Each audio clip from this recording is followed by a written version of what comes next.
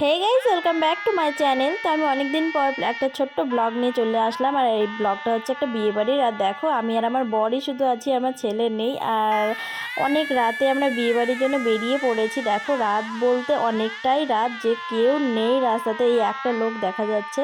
আর এখন বাজে 10:30 11টা বাজে। এখন কি কেউ বিয়ে খেতে যায় বলো তো? কিন্তু আমরা যাই, আর এই বিয়েটা হচ্ছে একটা ভবনে। তো বিয়ে বাড়ির সামনে চলে এলাম। আর এটা রিসেপশনের লুক, মানে আমি এসেছি রিসেপশনে। আর উঠতে হবে, এটা সেকেন্ড ফ্লোরে, তো উঠতে হবে লিফটে করে। তো আমরা অনেকটা সময় দাঁড়িয়েছিলাম। দাঁড়িয়ে থাকার পরে দেখলাম একজন ছেলে চলে এলো আমাদেরকে নেওয়ার জন্য। মানে আগেকার দিনে পালকি নিয়ে আসতো, আর এখনকার দিনে লিফট আসে। আর আমার বর আমাকে দেখাচ্ছে যে আমি কিভাবে অপেক্ষা করছি লিফটের জন্য। তারপরে ফাইনালি চলে গেলাম। আর আমি বাড়ি থেকে খেয়ে দিয়েই নিয়েছি। তারপরে আমার বর বলেছে যে একটা বিয়ে আছে, চলো ঘুরে আসি। আর এটা আমাদের একজন রিলেটিভের বিয়ে। তো এই দেখো, বর আর কনে। তো যাই হোক, খুব সুন্দর করে সাজিয়েছে। আর আমরা এমন সময় এসেছি যে সবাই চলে গেছে খাওয়া দাওয়া করে। আর তারপরে তাড়াতাড়ি করে আমরা বসে পড়লাম, যেহেতু কেউ নেই আর সেই জন্য তাড়াতাড়ি করে বসে পড়লাম। আর এখানে ক্যাটারিং সার্ভিস একটু লেট ছিল বলতে কি, যেহেতু আমরা সবার শেষের ব্যাচে বসেছি, তাহলে লেট তো হবেই, মানে সব জিনিস প্রায় শেষের দিকে।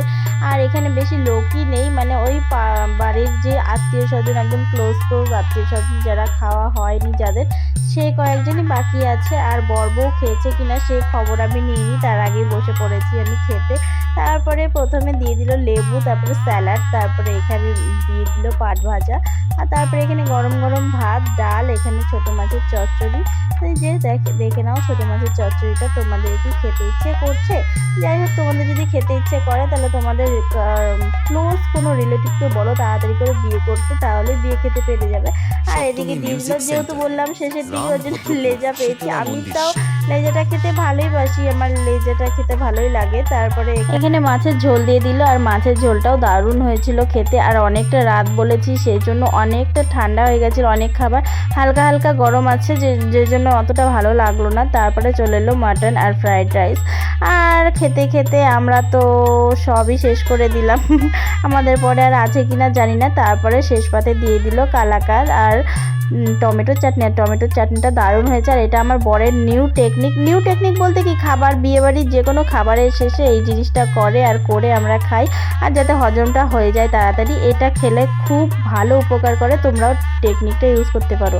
তারপরে দেখি এখানে ছবি তোলাই শেষ হচ্ছে না। তারপরে আমরা ওয়েট করতে করতে অনেকটা বেজে গেছে, 1টার কাছাকাছি চলে গেছে। ছেলেকে ছেড়ে এসেছি, আর ছেলেরও জ্বর এসেছিল জন্য আমরা ছেলেকে নিয়ে আসিনি। তো ভিডিওটা এখান থেকেই, বাই। লাইক কমেন্ট শেয়ার করে দিও। Good night.